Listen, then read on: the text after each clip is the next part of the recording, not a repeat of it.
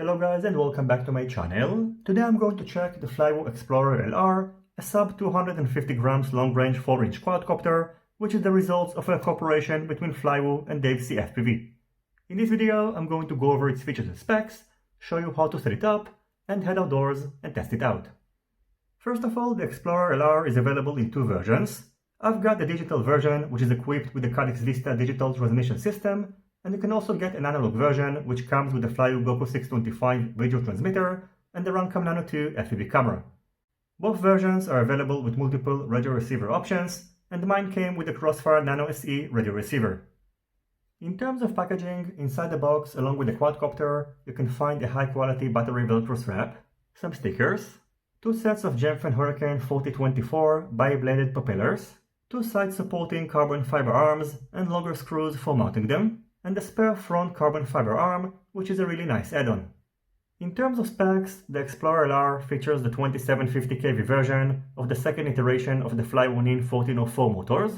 These motors can handle up to 4S batteries when pushing 4-inch propellers and 6S batteries when pushing 3-inch propellers. On the center of the quadcopter, you can find the Flywoo GOKU FO11 16x16mm stack. It is based on a 13A BLLES 4-in-1 ESC and an F4 flight controller that came pre-flashed with Betaflight 4.2.0. You should note that even though the motors support up to 6S batteries when using them with 3-inch propellers, the stack itself supports up to 4S batteries. A 25V 220 microfarad capacitor is pre-soldered to the battery pads. It is using an XT30 battery connector, and the battery is going to be mounted on the top side of the frame. Since I've got the HD version, behind the stack, mounted to the frame using 20x20mm mounting holes, you can find the Caddx Vista digital transmission unit, and its camera unit, which is well protected using a 3D printed TPU part, is mounted on the front of the frame. In addition, since this quadcopter is designed for long range, on the back of the quadcopter you can find a GPS unit, the Flywoo Finder V1, which is a buzzer with a built-in battery, which is going to help you to find the quadcopter in case of a crash, and a 10cm long VTX antenna. You should note that even though I've got the RCP version of this antenna, the digital edition is going to be shipped with the LHCP version. As for this unique frame, which its design is inspired by FPV, who is involved with this project, its wheelbase is 175mm, and in order to make it more power efficient, it features a dead cat pattern, which is also going to make sure that the propellers are not going to appear on your FPV feed. In addition, the thickness of the bottom, middle and top plates is 1.5mm, and the thickness of each replaceable carbon fiber arm is 2.5mm, and its width is 5.7mm. As for the weight of this quadcopter, which is an important aspect, especially if you are under the 250 grams limitation, the weight without a battery is 164.3 grams. In case you are going to use the two supporting carbon fiber arms, they are going to add 4.4 grams. The weight including a GNB 650 mAh 4S LiPo battery is 244.6 grams.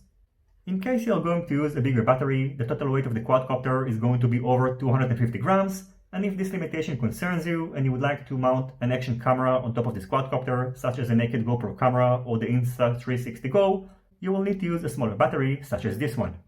In addition, in order to achieve an insanely long flight time, I also tested the Explorer LR using this homemade lithium-ion 3100 mAh 4S battery, and the total weight including it is 370 grams.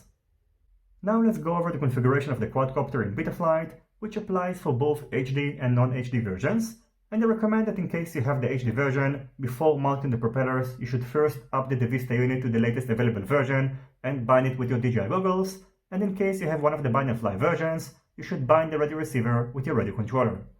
First of all, under the ports tab on Betaflight, the serial RX switch is enabled on UART 1, which is connected to the radio receiver. The GPS unit is connected to UART 2, and its baud rate is set to 9600. And since this flight controller supports only two full UART ports, the soft serial option is enabled, and the configuration/MSP switch is enabled on soft serial 1, which is connected to the Caddx Vista transmission unit in order to display the telemetry data on your OSD. Moving on to the configuration tab, the AC/motor protocol is set to DSHO 300. The motor stop switch is enabled, which means that the motors are not going to spin when the quadcopter is armed, and this is actually a feature that I like to turn off due to safety reasons. The gyro update frequency is set to 8 kHz, and the PID loop frequency is set to 2 kHz. In case you have one of the bind and fly versions, the radio receiver is going to be pre-configured for you. Under other features, the telemetry option is enabled. Here you can see the GPS settings, and these are the beeper configuration, and as you can see, most of the features are turned off. I do recommend, however, that you should set the RX loss feature to on, which means that when the radio signal is going to be lost, the beeper is going to start beeping. Under the OSD tab, you can set the elements which are going to be overlaid on your FPV feed. These are the elements which are pre-configured for you, and of course you can adjust them according to your preference.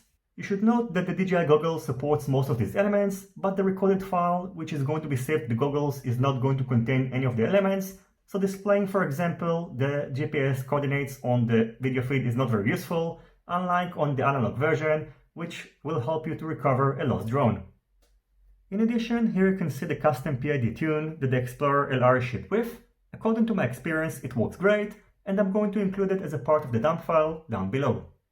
In order to configure the GPS rescue settings, you will need to first enable the expert mode, and then you can access them under the failsafe tab. By default, the GPS rescue feature, which is going to initiate the return to home procedure, is going to be enabled whenever a failsafe is going to occur, and you might want to change this option to drop depending on your surroundings. For example, the drop option is going to be better than GPS rescue in case you are not going to get too far and you are surrounded with trees. In addition, you should note that by default you'll be able to arm the quadcopter without a GPS fix, and then the GPS rescue feature is not going to be available, so I recommend to turn this switch off, and then you'll be able to arm the quadcopter only when the GPS acquires at least 5 satellites, which is also a value which you can adjust over here.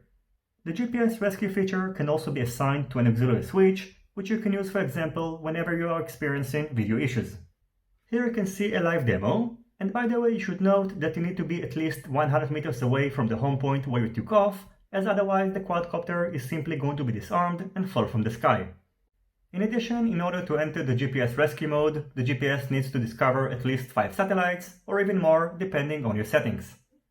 The GPS unit is also going to help you to recover a lost drone, so even though you won't be able to access the GPS coordinates using the recording of the DJI goggles, since the telemetry data is enabled in case you have the crossfire system, which is in my opinion the recommended one for a long-range setup, you'll be able to access this data either using the radio model or using the radio controller.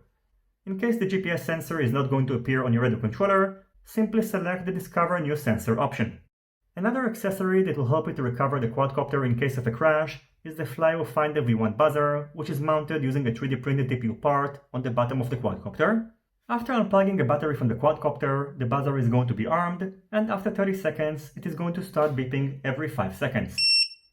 The buzzer is pretty loud, and you can hear it from a distance of about 100 meters. It has an integrated LED which will help you to recover the quadcopter at night. The battery of the buzzer will last between 4 to 5 hours, and in order to disarm it, you will need to press this button for 3 seconds. You should note that you need to press this button every time that you unplug a battery, as otherwise the buzzer is going to start beeping. Here you can see an example where I crashed the quadcopter due to a problem with the video signal, and the buzzer in conjunction with the recorded flight footage helped me to recover the quadcopter. The next thing that I've done is to head outdoors and test the Explorer LR using different types of batteries. I'm sorry to tell you, but in this video I wasn't able to conduct a long-range test. However, in about 2 weeks I'm going to the countryside where I'm going to perform this test and feature it in a separate video.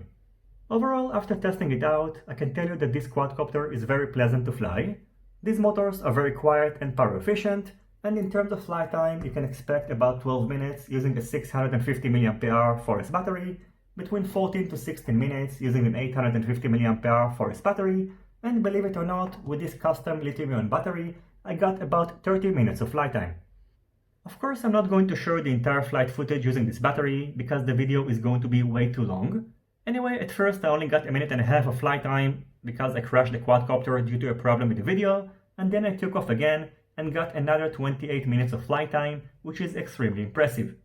In order to achieve this flight time, I cruised at about 40% throttle, and I can estimate that the average speed was between 35 to 40 km per hour. In addition, the maximum speed that I reached using one of the smaller batteries was 120 km per hour, and I can estimate that the cruising speed at about 50% throttle is between 50 to 60 km per hour, so you can get really far with this micro quadcopter. So whether you're under the 250 grams limitation or not, in case you're in the market for a long-range micro quadcopter, you should definitely check out the Explorer LR, and by the way, kudos to FPV for helping designing this very impressive and power-efficient setup. I'm going to wrap up this video with some flight footage, and again, a long-range test will be up soon, so stay tuned. I hope you will enjoy the rest of this video, and as always, if you have any questions about the Flywoo Explorer LR, feel free to ask them in the comments section down below. Don't forget to leave a thumbs up if you like this video, and consider subscribing to my channel and hitting the notifications bell if you're not already subscribed. See you in my next videos.